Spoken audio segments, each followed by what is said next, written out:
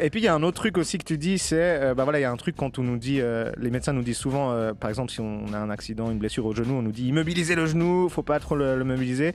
Toi tu serais plutôt à dire reprenez très vite de l'activité. L'autre jour j'ai vu un de tes followers qui te demandait quel muscle faut-il remuscler en priorité suite à une rupture du tendon d'Achille, puis tu as répondu bah, il faut charger le tendon d'Achille lui-même en fait. Exactement. Mais comment le faire bien alors?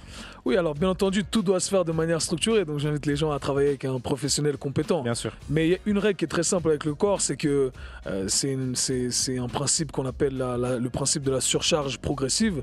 C'est que le corps, c'est une belle machine qui est constamment en train de s'adapter. Il faut juste lui envoyer les bonnes informations et le corps fait le nécessaire pour s'adapter.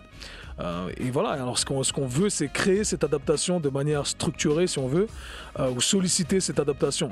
Alors comment on va le faire? Eh bien, on va faire de l'entraînement spécifique pour faire en sorte que ces tissus puissent se remodeler. Parce que le corps a la capacité de remodeler ces tissus qui sont blessés.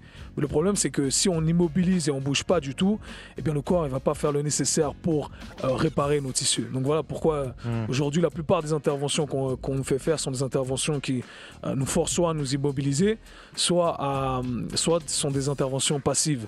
Le problème, c'est que le corps a besoin de ce message à l'interne, ce que j'appelle, pour vulgariser le tout, le message à l'interne, c'est qu'on doit produire de la force progressivement pour charger ces tissus et solliciter une adaptation. Donc voilà, ne restez pas immobile les mecs.